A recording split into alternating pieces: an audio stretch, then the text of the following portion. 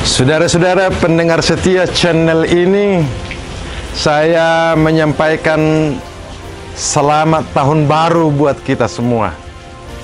Semoga Tuhan senantiasa melimpahkan berkat-Nya bagi saudara-saudara, dan tahun ini kita dianugerahi kuasa dan kekuatan-Nya mengarungi kehidupan yang lebih baik.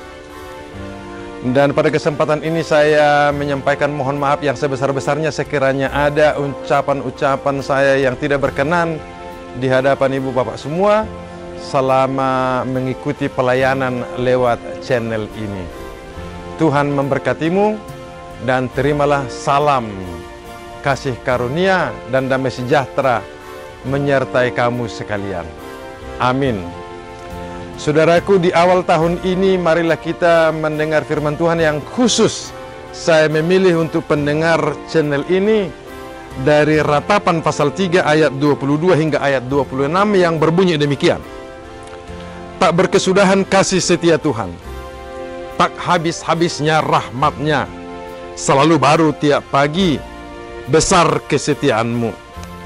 Tuhan adalah bagianku, kata jiwaku, oleh sebab itu aku berharap kepada-Nya. Tuhan adalah baik bagi orang-orang yang berharap kepada-Nya, bagi jiwa yang mencari Dia. Adalah baik menanti dengan diam pertolongan Tuhan. Demikian pembacaan firman Tuhan. Saudara-saudara, akhir-akhir ini kita diperhadapkan dengan 3 isu krisis yang melanda dunia ini, yang pada tahun ini juga menjadi isu-isu penting dalam kehidupan kita sehari-hari. Isu yang pertama adalah krisis kesehatan. Krisis kesehatan bermula dari pandemi COVID-19 yang belum bisa diatasi hingga saat ini. Dan dampak dari pandemi ini telah meluas di mana-mana. Di mana pandemi ini sering juga diprediksi masih melahirkan varian-varian baru yang mengakibatkan kesulitan bagi banyak orang. Maka masih menghadapi krisis kesehatan. Yang kedua, saudara-saudara, yang terus-menerus diintrodusir para pemimpin-pemimpin dunia adalah krisis keuangan. Disebut krisis keuangan karena menurut mereka yang bergelut di dalam ekonomi, pertumbuhan ekonomi di tahun ini akan melambat atau bahkan malah mundur, sehingga keadaan ekonomi dunia ini tidak begitu baik, tidak ada pertumbuhan. Maka disebutkan akan ada krisis keuangan. Dan yang ketiga, saudara-saudara, adalah krisis politik. Krisis politik yang ditandai dengan permusuhan antar bangsa, perang antar bangsa, ancaman dari satu bangsa ke bangsa lain, atau kumpulan bangsa-bangsa kepada bangsa-bangsa lain. Maka ketegangan bangsa-bangsa di dunia ini semakin meningkat. Maka terjadilah krisis politik. Jadi ada 3 krisis yang terus menjadi isu-isu sentral dalam kehidupan kita dari tahun yang lalu, yang juga sepanjang tahun ini. Krisis kesehatan, krisis keuangan, krisis politik. Saudaraku, hal ini telah membawa banyak kegelisahan di tengah-tengah bangsa di dunia ini. Saudara yang dikasihi Yesus, kita sebagai orang percaya tidak boleh membiarkan hidup kita dipimpin oleh isu-isu krisis sedemikian. Kita memang menghadapinya dan berusaha mengatasinya. Menghadapi krisis kesehatan, menghadapi krisis keuangan, menghadapi krisis politik, itu harus kita hadapi. Tapi tidak boleh membiarkan krisis ini memimpin hidup kita, mengatur kehidupan kita.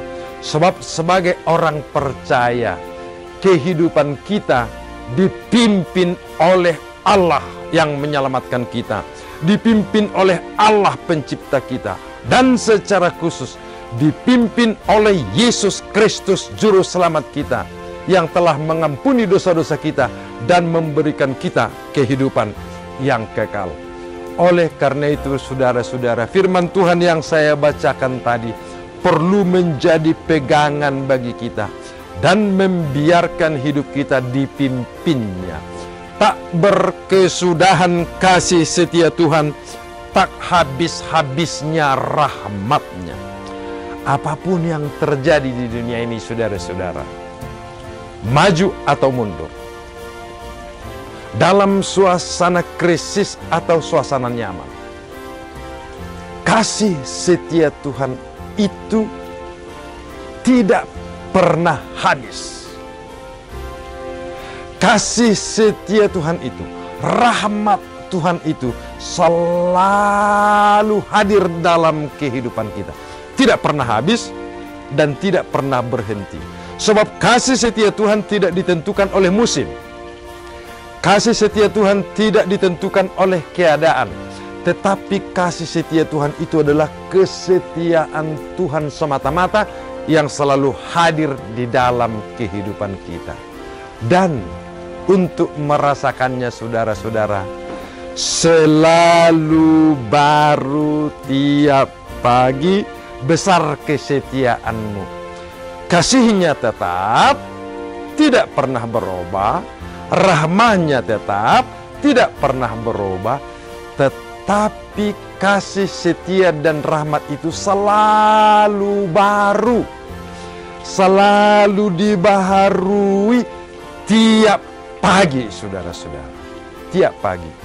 Oleh karena itu, saudara-saudara, sepanjang tahun ini, marilah kita melewati hari-hari kita dengan kekuatan kasih setia Tuhan dan rahmat-Nya. Izinkan hidupmu dipimpin oleh kasih setia Tuhan dan rahmat Tuhan itu. Dan segarkan setiap pagi, baharui setiap pagi. Saudaraku, biarkan jiwa kita ini menjadi bagian Tuhan, saudara-saudaraku. Kita berharap kepadanya. Janganlah berharap kepada bangsawan, janganlah berharap kepada manusia, sebab itu akan berakhir. Tetapi berharaplah senantiasa kepada Tuhan. Berharap kepadanya, sebab jiwa yang mencari Dia akan dijawab oleh Tuhan. Maka setiap pagi kita perlu menyegarkan hubungan kita dengan Tuhan. Setiap pagi, saudara-saudara, di dalam doa, dalam pembacaan firman, dalam nyanyian, setiap pagi kita segarkan. Sebab kuasa kasih karunia dan rahmat itu selalu baru tiap pagi. Dalam suasana kegelisahan dunia ini, acap kali kita sudah tidak sanggup lagi memikirkan, tidak sanggup lagi melihat arah, tidak sanggup lagi mengambil keputusan mengatasi. Itu bisa saja terjadi dalam kehidupan kita. Tetapi orang-orang percaya tidak pernah mengandalkan pikiran dan keputusannya sendiri. Manakala kita sudah tidak sanggup mengambil keputusan, berdiamlah. Berdiamlah dengan penuh penyerahan diri kepada Tuhan. Adalah baik menanti dengan diam pertolongan Tuhan. Berdiam, menyerahkan sepenuhnya hidup kita kepada Tuhan dari hari ke hari. Saudaraku, tahun 2023 ini adalah tahun anugerah, tahun rahmat, tahun berkat Tuhan. Maka kita membangun keyakinan teguh untuk membangun relationship, membangun hubungan kesetiaan kita kepada Tuhan, dan berdiam menanti pertolongannya. Dia akan bertindak untuk kita, mengarahkan hidup kita, menentukan yang terbaik untuk kehidupan kita. Alamilah hari demi hari, minggu demi minggu, bulan demi bulan. Setiap saat kita merasakan kasih setia dan rahmat Tuhan. Oh, betapa indahnya kehidupan yang akan kita alami. Kita sanggup dan kuat serta tangguh menghadapi kesulitan yang sedang ditawarkan hadir. Sebab kita tahu, bersama dengan Tuhan, kita akan memenangkannya. Kemanusiaan kita, tidak akan pernah kehilangan arah. Kehidupan kita sebagai garam dan terang tidak akan pernah luntur. Kehidupan kita yang menganugerahi, mengampuni, mengasihi tidak akan pernah luntur manakala kasih karunia dan rahmat Tuhan berdiam di dalam diri kita. Oleh karena itu saudara-saudaraku, pendengar channel ini yang setia, mari bersama dengan saya menyerahkan sepenuhnya hidup kita kepada Tuhan. Izinkan kuasanya terjadi kepada kita, kasih karunia-Nya, rahmat-Nya terjadi kepada kita. Tuhan Yesus telah datang ke tengah-tengah kita. Dia berkorban untuk kita. Dia mengasihi kita. Dan itu tidak akan pernah berhenti. Itu setia dari waktu ke waktu, siang dan malam. Dan baharuilah kasih setia Tuhan itu setiap pagi dalam hidup kita.